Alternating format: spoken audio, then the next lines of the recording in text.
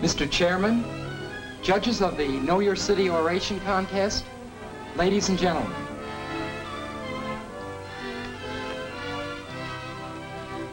For the subject of my oration, I have selected my dad's company. My father has one of the most important jobs in the city. He's an overhead lineman for the Detroit Edison Company. And while it is true that my dad's job is extremely important, my many, many days of research throughout the various departments of the Detroit Edison Company made me realize that there are other departments that can be considered almost as important as the overhead lines. That ought to get 'em. The committee goes for that stuff about doing lots of research. Ready, time for bed. Okay. Scram.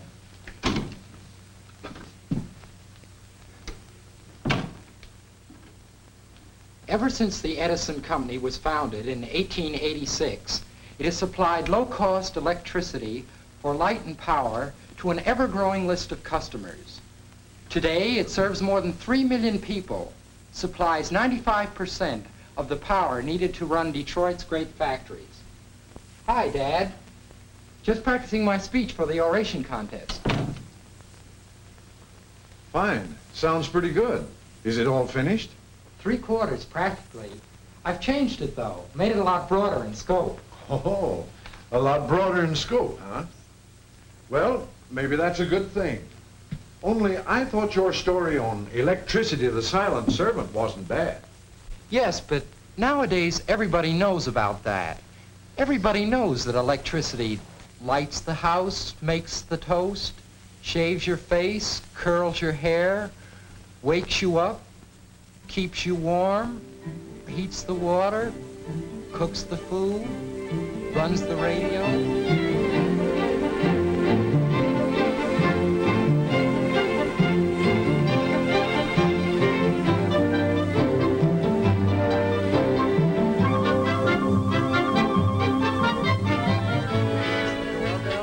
Runs the electric train, and even warms the baby's bottle.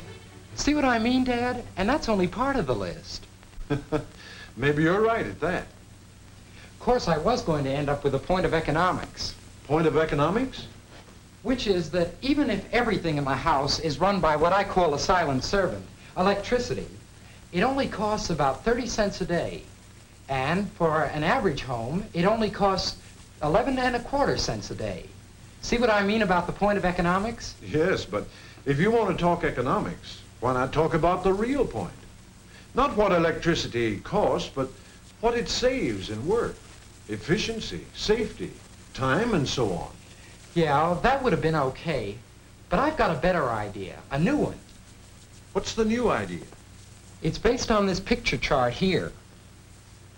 You be the audience, and I'll try it out on you.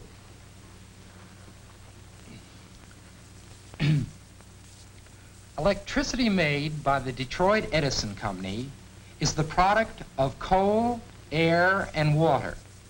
These three elements are brought together in each of the company's 4 big steam power plants, which are located on the waterfront at Marysville, Connors Creek, Trenton Channel, and Delray. To produce electricity in 1 year alone, almost 3 million tons of carefully selected high volatile coal are brought to the company plants by trains or boats. Then it's transported into the power plant, where the coal is crushed and made ready for the giant boilers with their big furnaces. Some of these burn as much as 20 tons an hour. In other words, nearly 1 pound of coal is burned for every kilowatt hour that's generated. And for every ton of coal that's used, the power plants pump 1,000 tons of river water. In fact, the task of condensing the turbine steam requires 3 times as much water as metropolitan Detroit uses each day. Each of the 4 power plants is equipped with many big steam turbine generators. These are the machines that actually make the power, the electricity.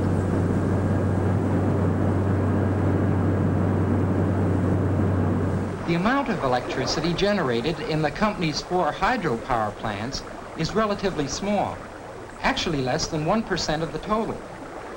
Next door to the big power plants are what is known as step-up stations, complicated structures of steel with transformers, copper cables, and heavy overhead lines. The purpose is to raise the voltage or pressure of the electricity in order to most efficiently send it along its way over the miles and miles of high-tension wires that carry the power to the cities, towns, and villages.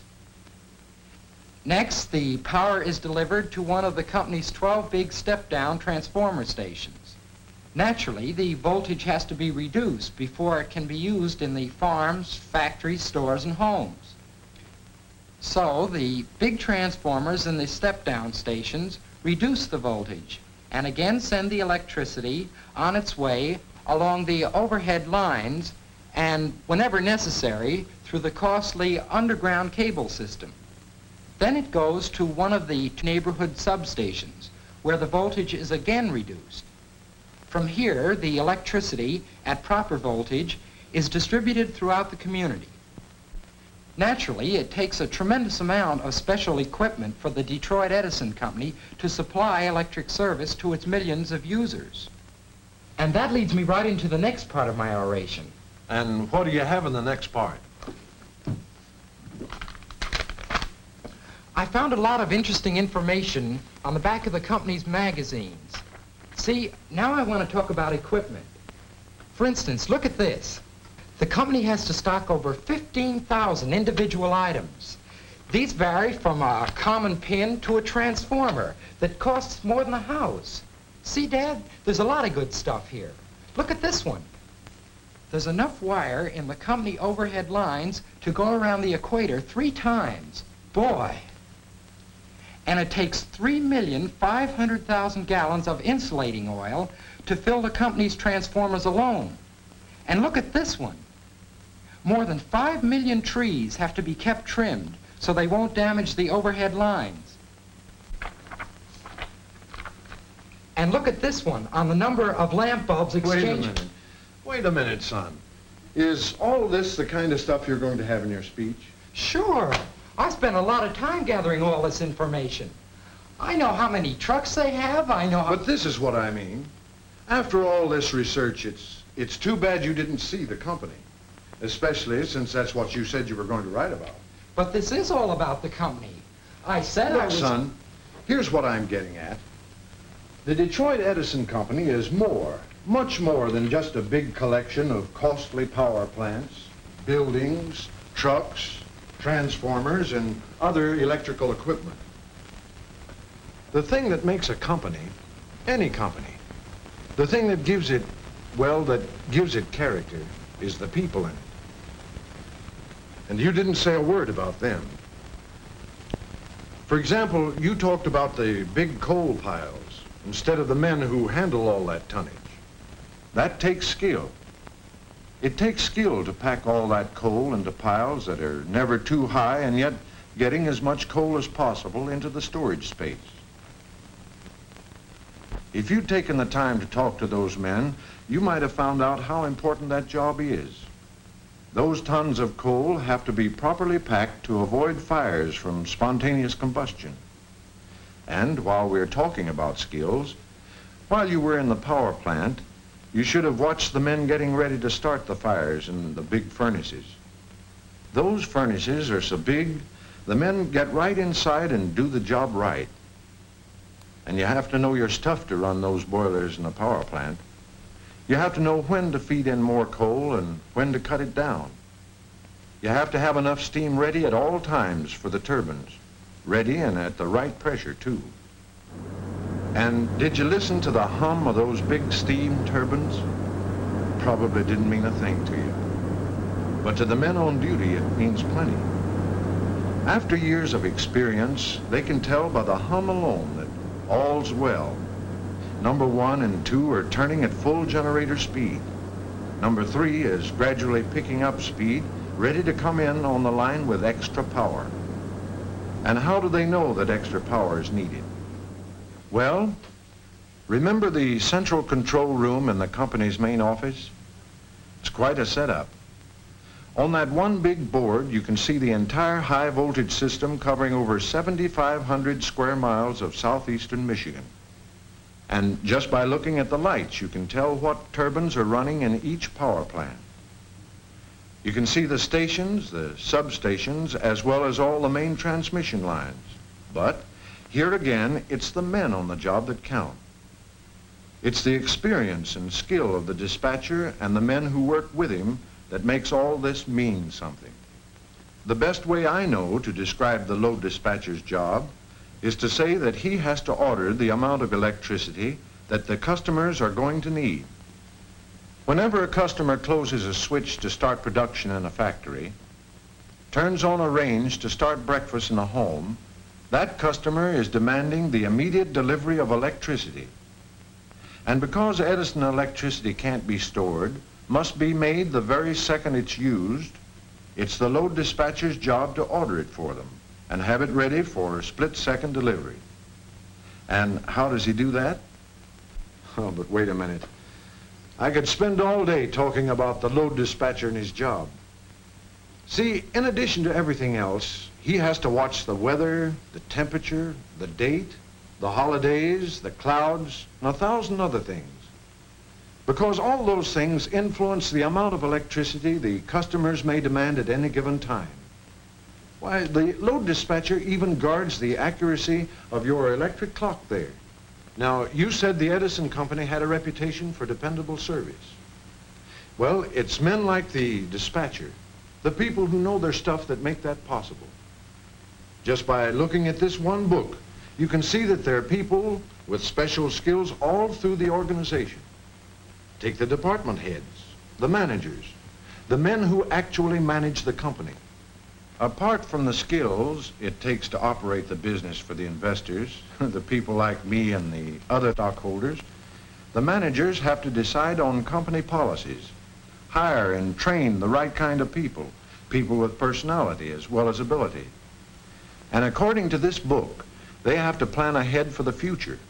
Be sure that the company's finances, equipment, and facilities are big enough to handle all the power needs in the foreseeable future.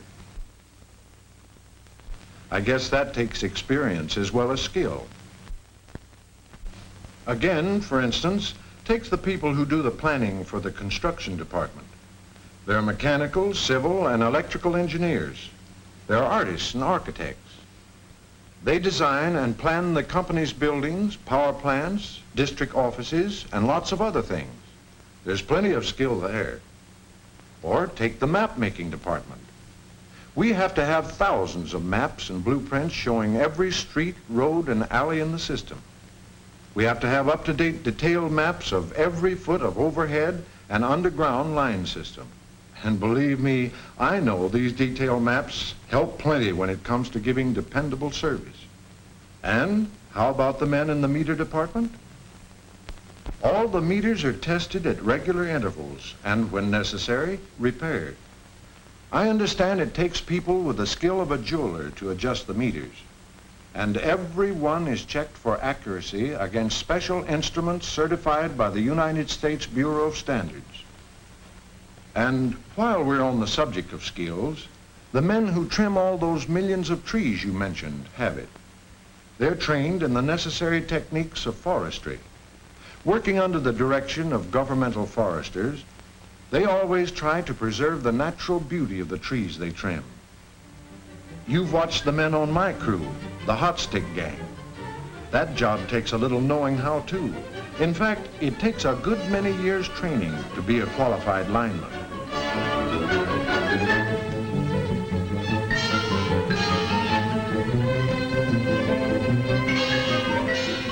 But a lineman needs more than skill to do his job. After a little practice, the boys learn to handle the live wires with tools that are built into the end of long sticks.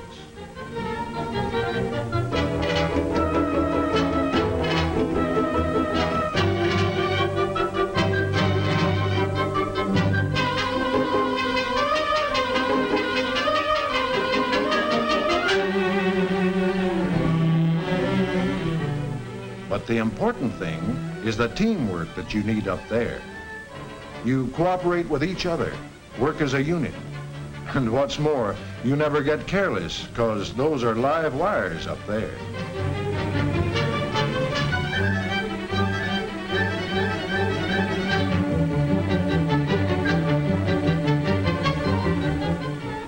Yeah? You'd have found all kinds and types of special skills around the company if you'd looked. But as far as I'm concerned, I think the thing that counts most with practically all the Edison people is their attitude, a kind of pride they take in their work. I don't know, you might even call it spirit. But whatever it is, you can sure find evidence of it all over the company. The folks in the customer service offices have it.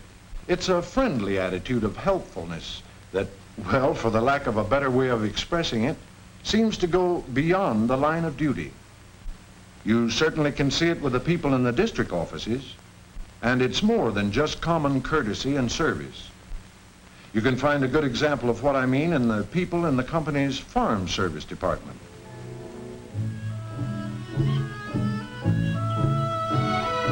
They don't stop with just doing a job of helping the farmer with his electrical problems, because the farm serviceman is more than an advisor.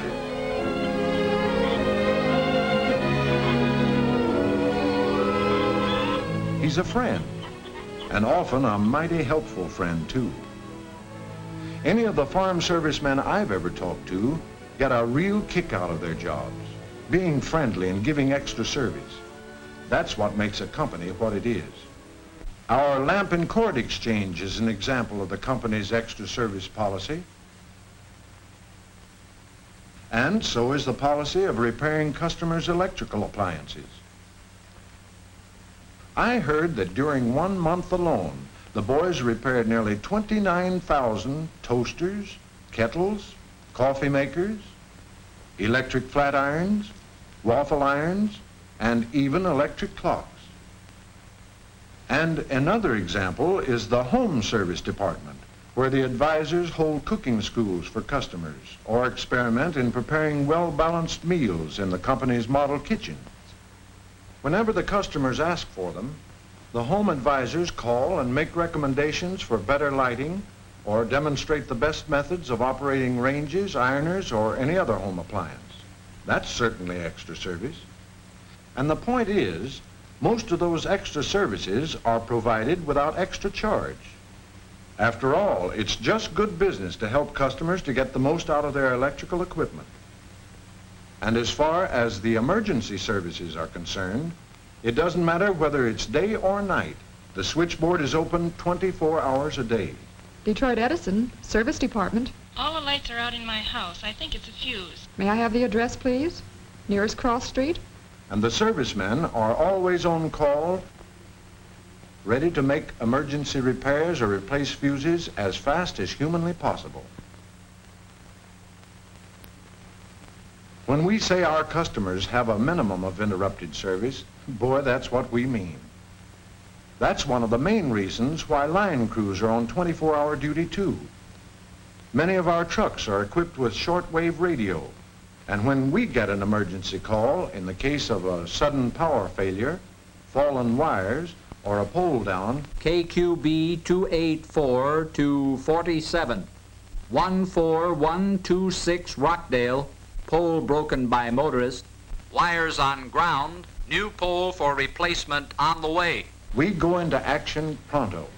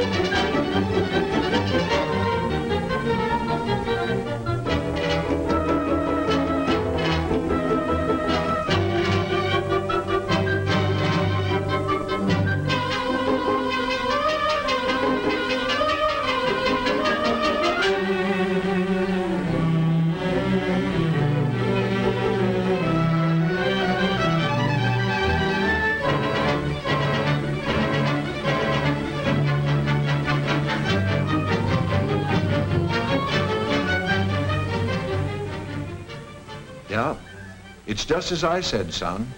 After all, it's the people who make a company what it is. Oh, sure, a company needs equipment, the best and most efficient there is. And also, a company needs good operating policy. But it's training, experience, and skill, and the spirit of the people that counts.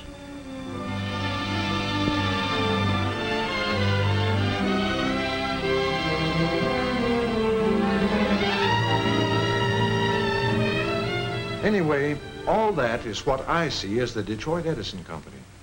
Just ordinary folks like me who work there. You see, son, it isn't the fact that the company, or a man for that matter, is big or has a lot of physical possessions that counts.